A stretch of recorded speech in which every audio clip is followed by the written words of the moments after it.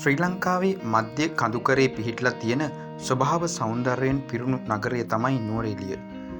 පිතුරුතලාගල කඳුවැටියෙන් වගේම කිකිලිමාන, සිංගල්ට්‍රී, හග්ගල වගේ කඳුවලින් වටවෙලා මේ නගරය පිහිටලා තියෙන්නේ මුහුදු මට්ටමේ ඉඳලා අඩි 6182ක් තරම් උසකින්. බ්‍රිතාන්‍ය පාලන කාලෙදී මේ ප්‍රදේශය පුංචි එංගලන්තය කියලා හඳුන්වලා තියෙන්නේ ඒ දේශගුණයට සමාන සිසිල් සෞම්‍ය දේශගුණයෙන් යුක්ත වුණු නිසා.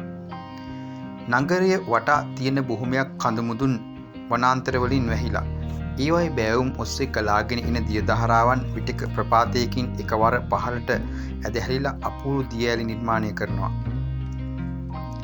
ඒ වගේම සිසිල් සෞම්‍ය දේශගුණයට ඔරොත්තු දෙමින් සැදුණු ගහකොළ මලින් පිරුණු වනාන්තර උද්‍යාන වලින් පිරුණු මේ නගරයේ මැදේ පිහිටලා තියෙන ග්‍රෙගරි වැව පරිසරයට එක් කරන්නේ සුන්දරත්වයක්.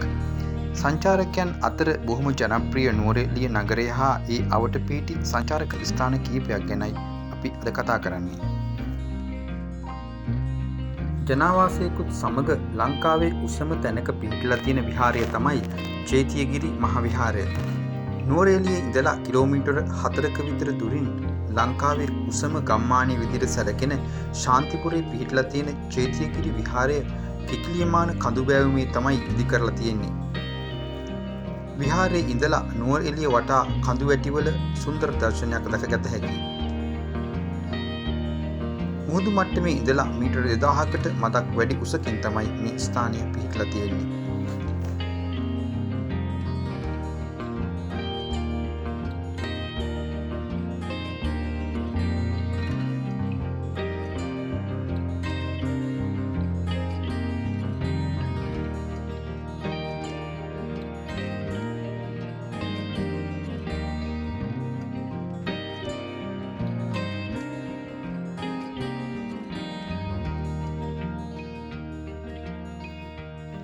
ලංකාවේ උසම ගම්මානය ශාන්තිපුරේ පිහිටලා තියෙන දර්ශනීය නැරඹුම් ස්ථානය.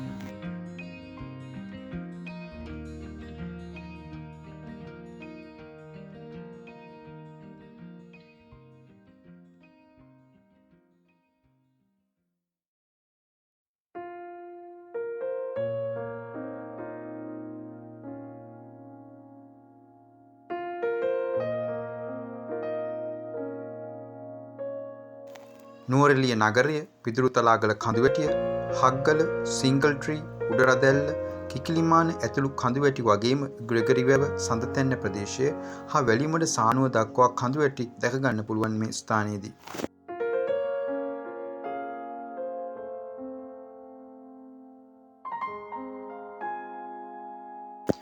1975 දකුණු ආසියානු සංචාරක වර්ෂය නිමිත්තෙනුයි ශාන්තිපුර නැරඹුම් මැදිරිය ඉදි කරලා තියෙන්නේ. නුවරඑළිය නගරයේ ඉඳලා කිලෝමීටර 3.5ක විතර දුරක් තියෙනවා මේ ස්ථානෙට.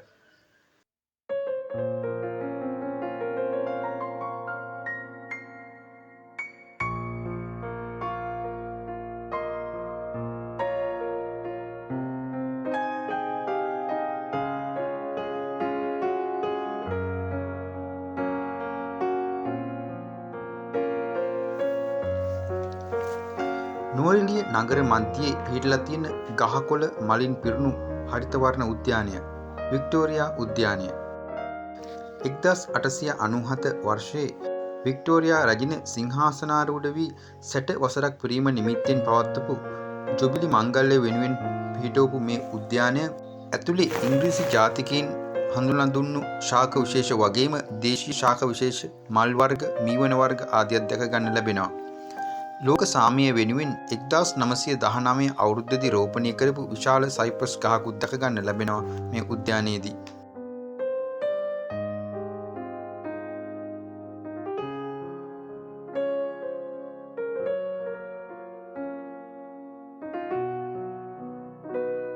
අප්‍රේල් වසන්ත සැණකෙළිය කාලෙදී මලින් පිරී යන මේ උද්‍යානය දැක ගන්න සංචාරකයන් බොහෝ දෙනෙක් පැමිණෙනවා.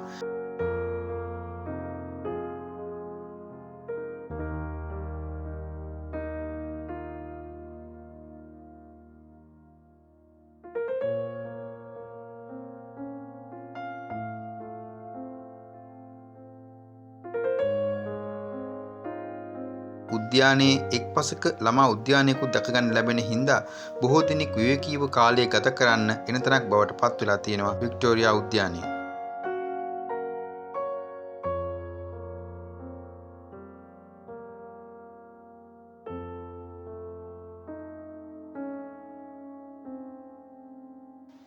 ශ්‍රී ලංකාවේ නගරයක් මැද පිහිටලා තියෙන එකම ජාතික උද්‍යානය ගැල්විස්ලෑන්ඩ්. නුවරඑළිය ආර්ථික මධ්‍යස්ථානය ළඟින් හැවුලොක් පාරට හැරිලා වගේම උඩුපුස්සැල්ලාව පාරේ තව ටික දුරක් ඉස්සරහට යද්දි මුණ ගැහෙන බලවුස් මාවතෙන් ගිහිල්ලත් මෙතෙන්ට යන්න පුළුවන්. උද්‍යානයේ කාර්යාලය ළඟ දැකගන්න ලැබෙනවා තොරතුරු මධ්‍යස්ථානය. 1938 දී මුලින්ම අභයභූමියක් හැටියට ප්‍රකාශයට පත් වෙලා පස්සේ 2006 අවුරුද්දේදී ගැල්විස්ලෑන්ඩ් ජාතික උද්‍යානය හැටියට ප්‍රකාශයට පත් වුණේ.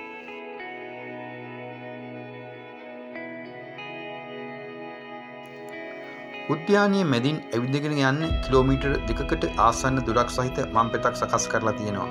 උද්‍යානයේ තියෙන දැවැන්ත ගස් බොහොමයක් විදේශීය ශාක.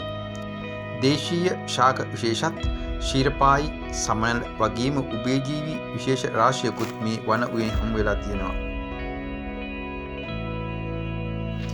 නිදහසේ සීතල වනාන්තරයක කුරුළු නාදයත් එක්ක ගත කරන්න අපූර්ව ස්ථානයක් ගැල්විස්ලෑන්ඩ් ජාතික උද්‍යානය.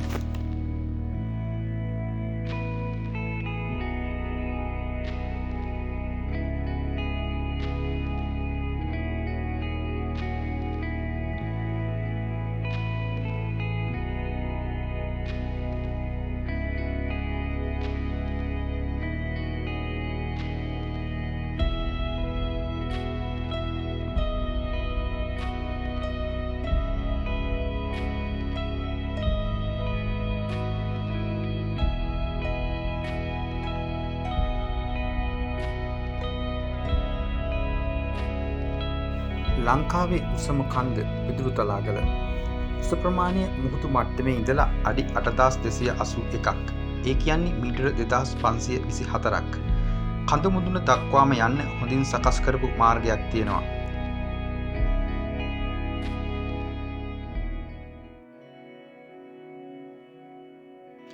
නුවරඑළිය නගරයේ ඉඳලා කන්ද මුදුන දක්වාම තියෙන්නේ කිලෝමීටර 8.5ක විතර දුරක්.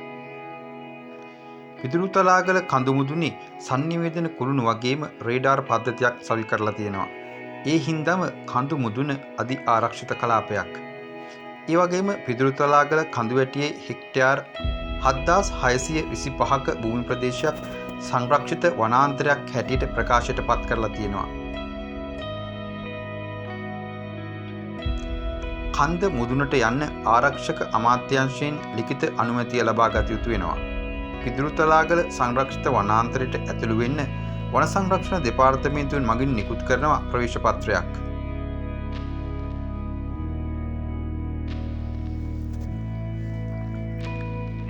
කඳු මුදුනට යන ආකාරයත් අදාළ අවසරය ලබා ගන්නා ආකාරයත් පිළිබඳව තොරතුරු ඇතුළත් ලංකාවේ උසම කඳු මුදුනේ මීදුම අතරින් සිළුමිණි සෑ විහෙරට කියන ශ්‍රී ලංකා අන්ලොක් වීඩියෝ එකෙන් ඔබටත් බලා ගන්න පුළුවන්. පහළ ඩිස්ක්‍රිප්ෂන් එකේ සඳහන් කරලා තියෙන ලින්ක් එකෙන්.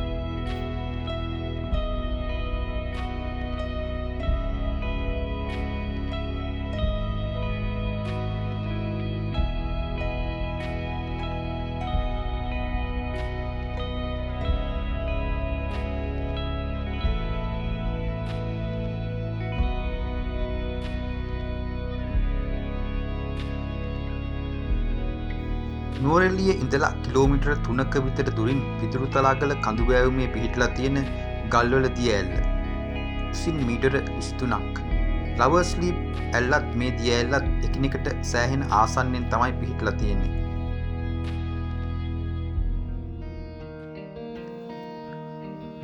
ඇල්ලට ඉහළින් හරස් කරලා ජලය ලබා ගන්න හින්දා වැහි කාලවලදී විතරයි ලොකු දිය කඳක් දැක ගන්න ලැබෙන්නේ. ඇල්ල ළඟටම වාහනයකින් යන්න පුළුවන් වීමත් විශාල පහසුවක්.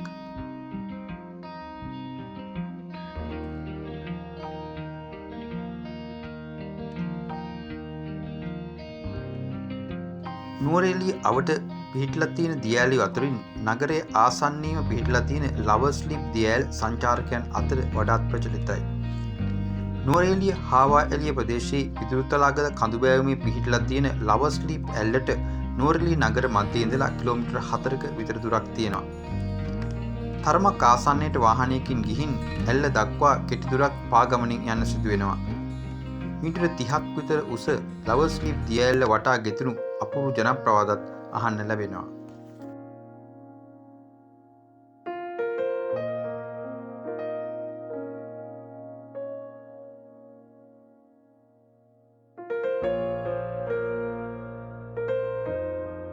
නුවරඑළිය නගරයේ ඉඳලා කිලෝමීටර් 2.5ක විතර දුරින් සිංගල් ට්‍රී කඳුබෑවුමේ පිහිටලා තියෙන ශ්‍රී ස්වර්ණගිරි මහා විහාරය.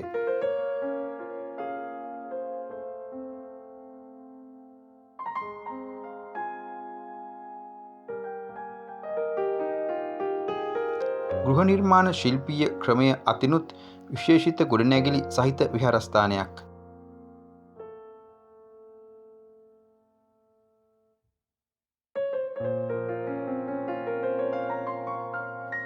මුහුදු මට්ටමේ ඉඳලා මීටර 2000ක විතර උසින් සිංගල් ට්‍රී කඳුබෑවුමේ පිහිටලා තියෙන හින්දා සිංගල් ට්‍රී පන්සල කියලාත් කියනවා. ස්වර්ණගිරි මහා සෑය, ශ්‍රී සුමන සමන් දේව මන්දිරය, විහාර මන්දිරය වගේම ලංකාවේ උසම තැනක පිහිටලා තියෙන බෝධිඝරයක් දැක ගන්න ලැබෙනවා මේ විහාරයේදී.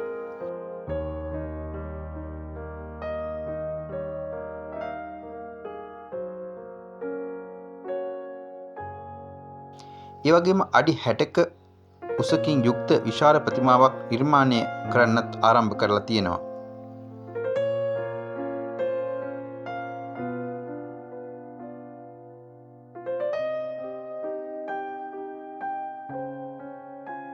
නිතර මීදුමින් වැසෙන සුන්දර නිස්කලංක පරිසරයක පිහිටලා තියෙන මේ විහාරස්ථානයේ ඉඳලා නුවරඑළිය නගරය, ග්‍රෙගරි වැව, පිදුරුතලාගල ඇතුළු තවත් කඳු ඇටිවල සුන්දර දර්ශනයක් දැක බලා ගන්න පුළුවන්.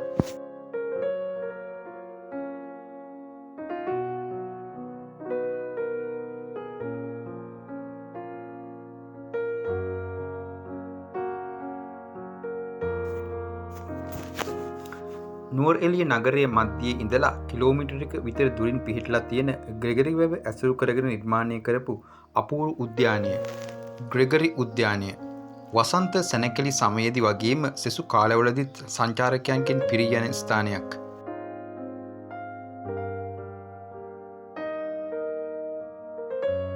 එක්දස් 874 අවුරුද්දේදී ග්‍රෙගරි ආණ්ඩුකාරවරයා විසින් පිදුරුතලාගල කඳුවැටියෙන් ගලාගෙන එන තලගල ඔය හරස් කරලා ඉදි කරපු මේ වැව නුවරඑළිය නගරයේ පාර්ශ්වික සුන්දරත්වය වඩාත් ඔප්නංවන්න හේතු වෙලා තියෙනවා.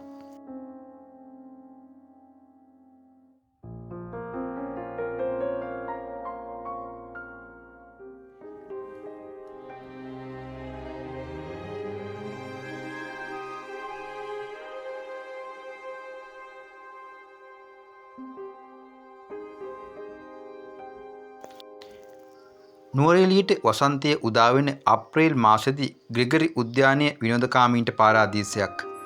විවිධ සැනකෙළි පවත්වනවා වගේම ග්‍රෙගරි වැවේ බෝට්ටු ගමන් පිළියෙල කරගන්නත් සංචාරකයන්ට හැකියාව ලැබෙනවා. ග්‍රෙගරි වැව ඉස්මත්තේ සකස් කරපු ධාවන පතවල මෝටර් සයිකල්, මෝටර් රථ ධාවන තරඟත් පවත්වනවා උත්සව සමයේදී. අද මේ වැව සීප්ලේන් ගොඩබස් වන තැනක් හැටියටත් වැදගත් වෙලා තියෙනවා.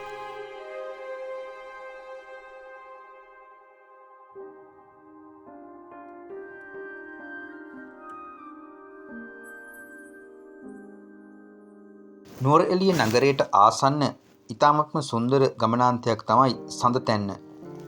සඳතැන්නේ කෙළවර පුංචි ලෝකාන්තය නමින් හඳුන්වන ප්‍රපාතය පිහිටලා තියෙනවා. ඒ වගේම අංශක 360ක ප්‍රදේශයක දර්ශනීය සහිත නරඹුම් ස්ථානයක් සකස් කරලා තියෙනවා.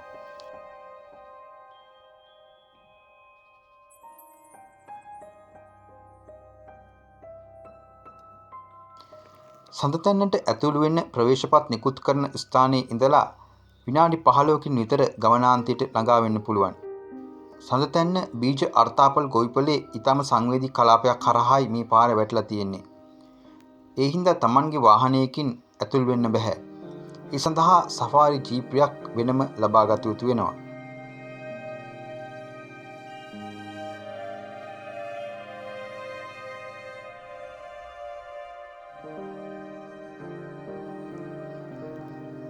ශ්‍රී ලංකාවේ ප්‍රධාන කඳුවැටි 9ක පමණ මුදුන් මේ ස්ථානයේදී දැක ගන්න ලැබීමත් විශේෂත්වයක්.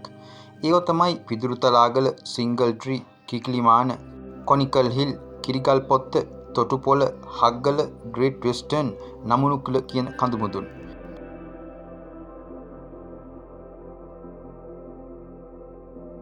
පහළ නිම්නී ගලාගෙන හැලෙන බූමුරු වැල්ලේ ශබ්දයත් ඉතාමත්ම හොඳින් ඇහෙනවා මේ ස්ථානයට.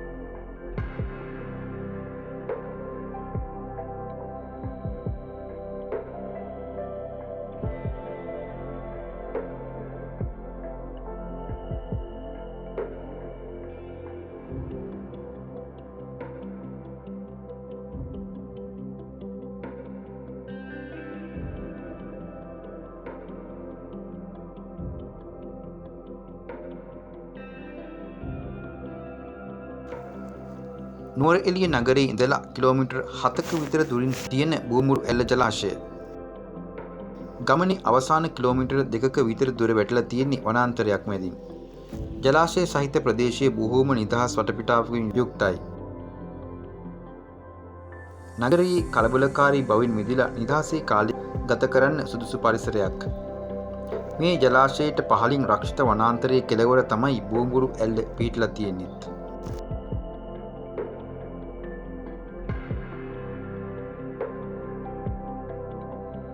නුවරඑළිය කොළඹ පාරේ නානුවේ පැත්තට යද්දි මුණ ගැහෙන අඹේවැල හරහා හෝටන් තැන්න මාර්ගයෙන් කන්දේඇල ජලාශයට යන්න පුළුවන්. නුවරඑළිය ඉඳලා තියෙනවා කිලෝමීටර් 10කට ආසන්න දුරක්. හග්ගල කන්ද, කොනිකල් කන්ද වගේ කඳුවැටිවලුනුත් වනාන්තරවලුනුත් වටවුණු දර්ශනීය පරිසරයකයි පිහිටලා තියෙන්නේ කන්දේඇල ජලාශය.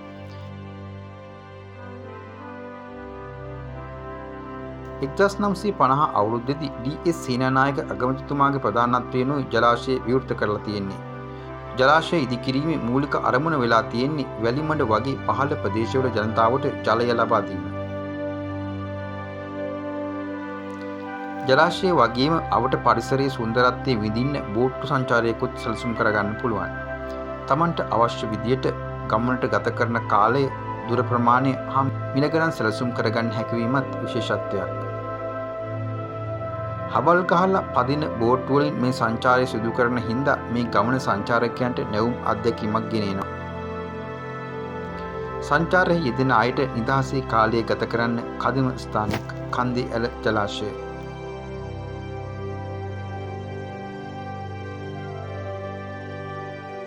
අඹේවැල නුවරඑළියට තරමක් දුරින් පිහිටලා තියෙන සුවිශේෂී භූදර්ශනයන් සහිත දර්ශනීය ප්‍රදේශයක්.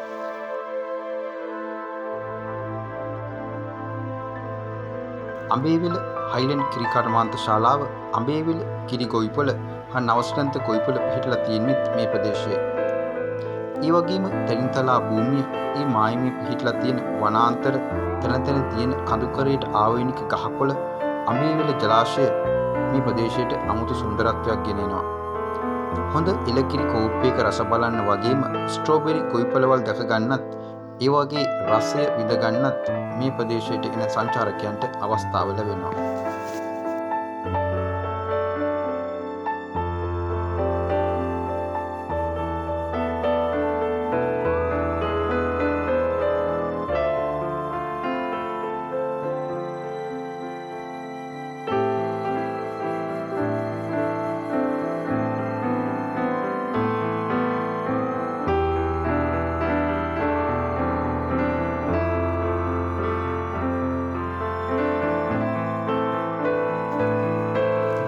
ලංකාවේ පිහිටලා තියෙන උද්භිද උද්‍යාන අතරින් කඳුකරයේ සිටින එකම සමාජිකයා තමයි හග්ගල උද්භිද උද්‍යානය. හග්ගල කඳුපාමුල වැලිමඩ සානුවට මුහුණලා පිහිටලා තියෙන උද්‍යානය පිහිටවල තියෙන්නේ 1861 අවුරුද්දේදී. නුවරඑළියේ ඉඳලා කිලෝමීටර් 9.5ක විතර දුරක් තියෙනවා හග්ගලට. මුහුදු මට්ටමේ ඉඳලා මීටර 1670ක විතර උසින් පිහිටලා තියෙන උද්භිද උද්‍යානය හෙක්ටයාර 27ක විතර භූමි ප්‍රදේශයක පැතිරලා තියෙනවා.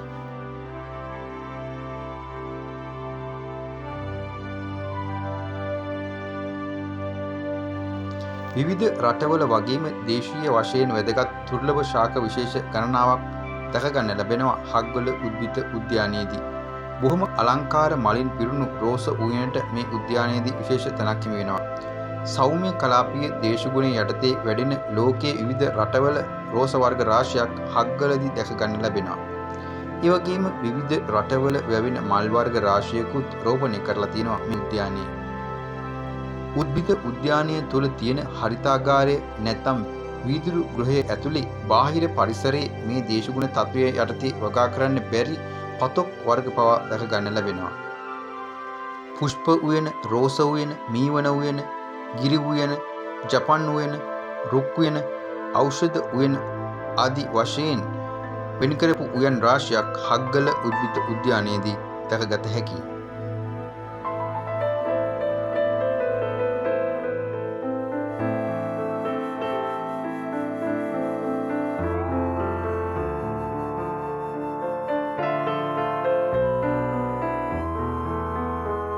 නුවරඑළිය වැඩිමල මාර්ගයේ හග්ගල උද්භිද උද්‍යානය පහු කරගෙන ඉස්සරහට යද්දී මුණ ගැහෙන රේන්ද පොලින් හැරිලා අඹේවිල දක්වා යන මේ මාර්ගය හරිම දැකුම්කලු දර්ශනයන් සහිත ගමන් මාර්ගයක්.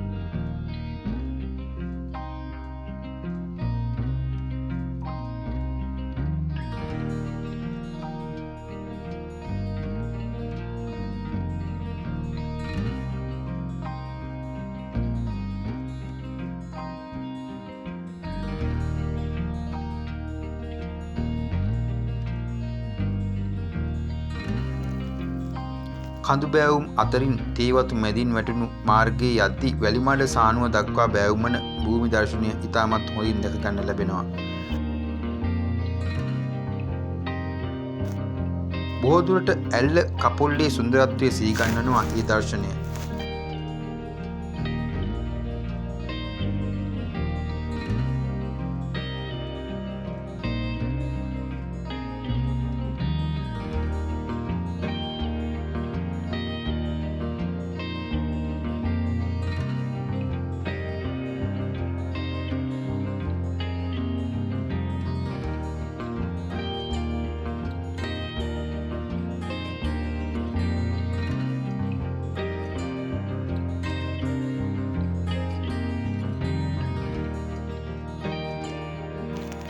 තවමත් හොඳින් සංවර්ධනය කරලා නැති නිසා බොහොම සුපරීක්ෂාකාරීව වාහන ධාවනය කළ යුතු වෙනවා මේ මාර්ගයේදී.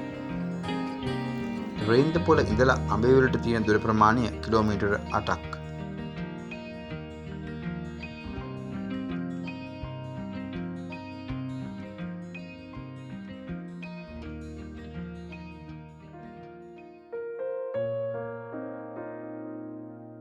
නුවරඑළියට තරමක් ආසන්නයෙන් සඳතැන්නට පහළ නිම්නයේ පිහිටලා තියෙන බෝඹුරු ඇල්ලට ළඟා වෙන්න තියෙන මාර්ගය නම් තරමක් දුරයි.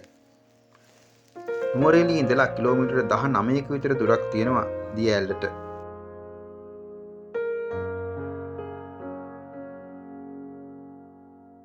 උසින් මීටර 50ක් විතර වෙන බෝඹුරු ඇල්ලට ලංකාවේ අලංකාරම දිය ඇලි අතරින් ප්‍රධාන තැනක් හිමි වෙනවා. ඒ වගේම බෝඹුරු ඇල්ල ලංකාවේ පළලම දිය ඇලි අතරින් එකක්.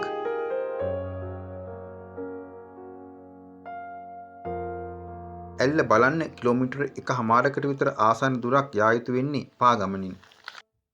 වනාන්තරය මැදින් බෝඹුරු ඇල්ල දියදහර ගලන නිම්නයේ දිගේ ඉහළට යන ඒ ගමන සංචාරකයන්ට ලබා දෙන්නේ අපූර්ව අත්දැකීමක්.